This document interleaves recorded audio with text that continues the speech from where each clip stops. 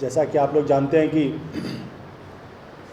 हमारे जो मालवीय नगर के एमएलए हैं सोमनाथ भारती जी, तो फ़िलहाल वो अभी तो पुलिस की कस्टडी में हैं और ये एक ऐसा मसला है जिस पर कि देश के अंदर एक बहुत लंबी चौड़ी बहस चल रही है। कुछ लोग चाहते हैं कि ये बहस लंबी चलनी चाहिए, कुछ लोग इसको एक अलग रंग देने की कोशिश भी कर रहे हैं। कुछ ऐसे भी लोग हैं जो उनके शुभचिंतक भी हैं। कुछ लोग इसको जेंडर जस्टिस से भी जोड़ रहे हैं। कुछ लोग ये भी कह रहे हैं कि भाई सोमनाथ जी आम आदमी पार्टी के न केवल एक एमएलए हैं बल्कि वो लॉ मिनिस्टर भी रहे हैं। तो बहुत सारे सवाल आप लोगों के दिमाग में हैं, बहुत सारे सवाल आप लोग लंबे दिनों से पूछ भी रहे हैं। रोज़ ही आप लोग सवाल करते हैं। आज हम आपके बीच में आए हैं एक बहुत अहम सवाल को लेकर,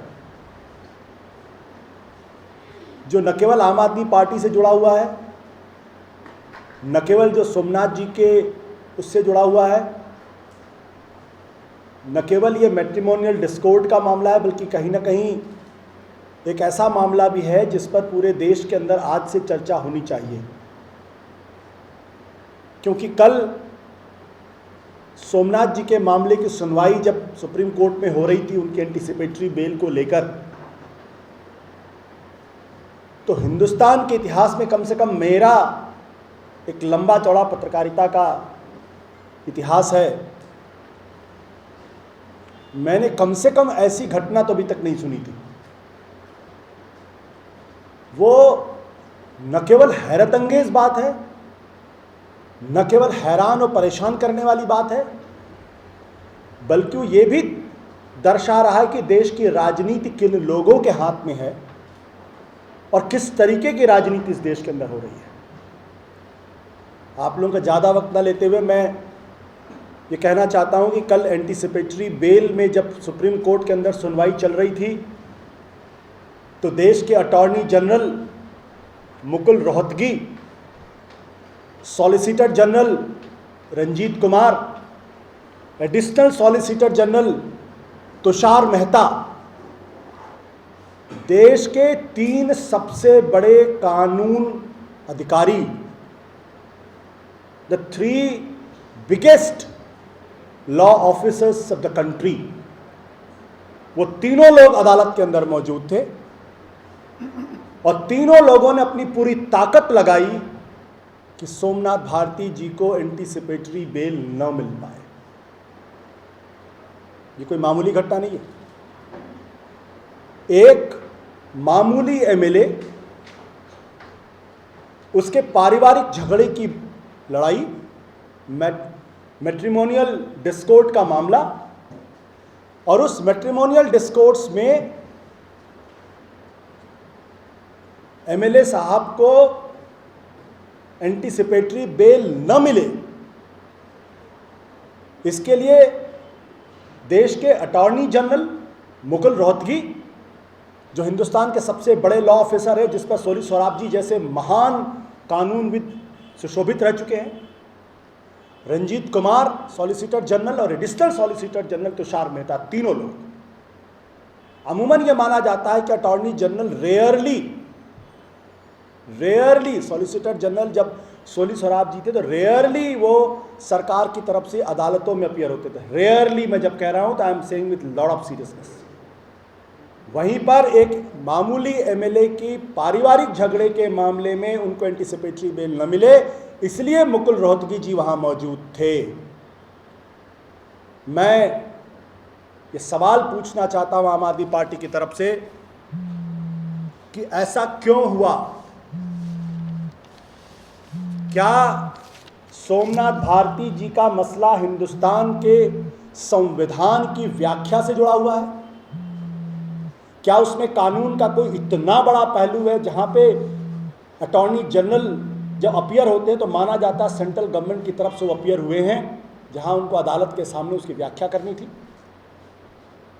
सॉलिसिटर जनरल वहाँ मौजूद थे, एडिशनल सॉलिसिटर जनरल मौजूद थे।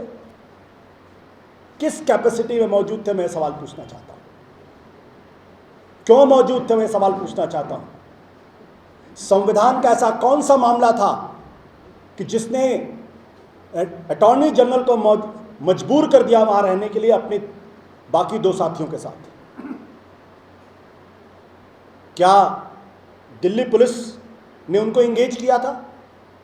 क्योंकि जितनी मेरी संविधान की जानकारी है, इस कानून की जिम्मेदारी जानकारी है, अदालत की जानकारी है, उसके मुताबिक अटॉर्नी जनरल से जब law and justice department request करता है तब वो अदालतों में केंद्र सरकार की तरफ से मौजूद होते हैं। दिल्ली पुलिस की तरफ से तो उनके अपने प्रोसिक्यूटर हैं जो शामिल होते हैं, जो अपीयर होते हैं उनकी तरफ से। इसलिए मैं पूछना चाहता हूं कि केंद्र सरकार की ऐसी कौन सी दिलचस्पी है, नरेंद्र मोदी सरकार की ऐसी कौन सी दिलचस्पी है सोमनाथ भारती के मामले में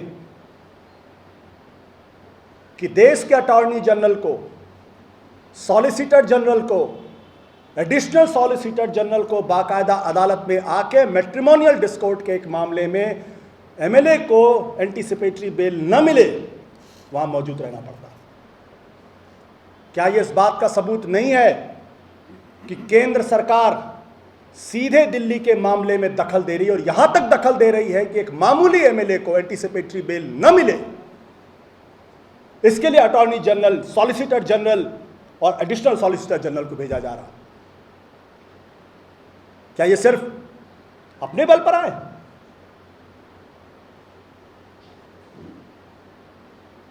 क्यों आए? मेरे 4 सवाल हैं।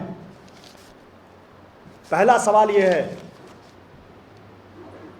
कि केंद्र की सरकार और अटॉर्नी जनरल इस सवाल का जवाब दे कि किसके कहने पर attorney general, solicitor general Ranjit Kumar और additional solicitor general Tushar Mehta एक मैट्रिमोनियल डिस्कॉर्ड के मामले में एमएलए को, सोमनाथ भारती को एंटीसिपेटरी बेल न मिले, इसके लिए हाजिर हुए? किसके कहने पर? कौन सा शख्स है जिसने उनको इंस्ट्रक्ट किया आप जाइए? दिल्ली पुलिस के अंदर इतनी हिम्मत नहीं हो सकती, वो अटॉर्नी जनरल को नहीं रिपोर्ट आस्क कर सकता। दूसरा मेरा सवाल, हिंदुस्तान के अटॉर्नी जनरल मुकुल रोहतगी साहब, सॉलिसिटर जनरल रंजीत कुमार और तुषार मेहता अतीत में इस सवाल का जवाब दें कि अतीत में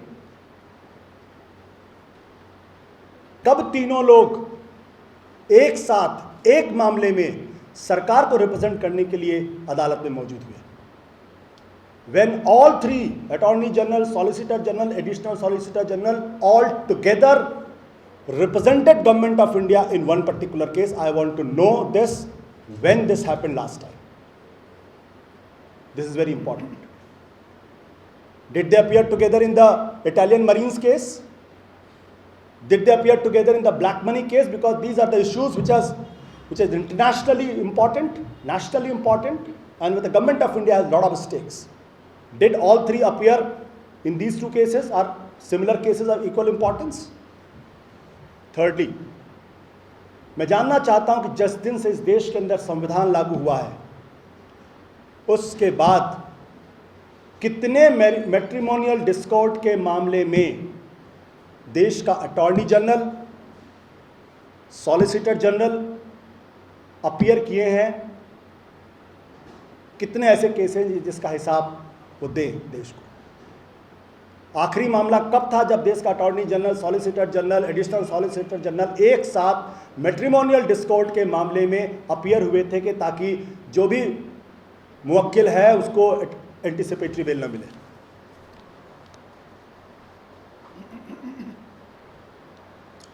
इसके साथ साथ मेरा सवाल यह है, अटॉर्नी जनरल इस बात को का जवाब दें कि क्या दिल्ली पुलिस ने उनको रिक्वेस्ट की थी या लॉ एंड जस्टिस डिपार्टमेंट उनसे रिक्वेस्ट की थी कि आप इस मामले में केंद्र में अपीयर करें, इस मामले में कोर्ट में अपीयर करें?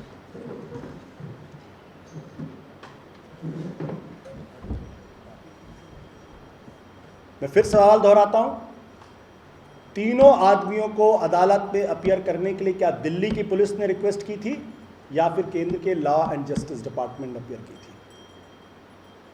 क्या यह सच्चाई नहीं है कि जो राजनीति के गलियारों में, सत्ता के गलियारों में कहा जा रहा है कि दिल्ली पुलिस की नकेल दरअसल केंद्र में बैठे हुए वित्त मंत्री अरुण जेटली जी के हाथ में है?